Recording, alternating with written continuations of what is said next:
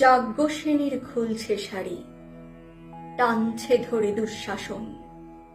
দায় ছিল যার গর্জে ওঠার, নিচু মাথায় সে ৫ জন।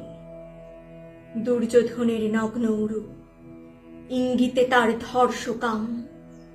হস্তিনাপুর দেখছে বসে, ধস্ত হতে তার সুনাম। অন্ধ রাজা সিংহাসনে, আর তো চেঁচান বৌমা তার। নিজের দলের নির্যাতনে সব রাজা হন নির্বিকার। কর্ণ বসে হাসছে হা হা, রাজার দলের লোক তো সে।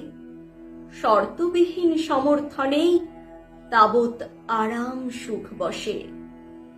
ভীষ্ম, দ্রোণ, কৃপ, নীরব, সরকারি লোক হাজার হোক, রাজার কথাই তোমার কথা, তুমি যখন রাজার লোক। খল শকুনি দেখছে সবই, বস্তুত সে ধ্বংস চায়। ঘরের মাটি লাল হয়ে যাক দেশ বিভাগের যন্ত্রণায়। সুশীল সভায় ঘটছে যখন রাজ অপরাধ জঘন্য, ঠিক তখনই তার বিরোধে চেঁচিয়ে ওঠেন বিকর্ণ। বিকর্ণ নন কেউ কেটা লোক, ১০০ ভাইয়ের একজনা। তেমন করে এর আগে কেউ তার কথাটাই জানত না। যতুগৃহে কারেন্নিরা, অন্তত তা নেই লেখা।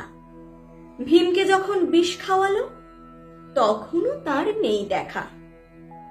কিন্তু যখন প্রকাশ্যতেই কাড়ছে নারীর আব্রু কেউ, স্তব্ধ জিভের চুপ সাগরে বিকর্ণ হন একলা ঢেউ। চেঁচিয়ে ওঠেন রাজার কুমার যুবরাজের বিরুদ্ধেই। মহাবলী পাণ্ডবেরও গলায় তখন সে সুর নেই। রাজাও যখন নীরব থেকে সায় দিয়ে যায় ধর্ষণে, ঠিক তখনই সমস্ত যুগ বিকর্ণদের স্বর-শোনে। আমরা যারা কিচ্ছুটি নই, একটি মোটে ভোট কেবল, অত্যাচারের সামনে এলে সঙ্গে শুধু চোখের জল।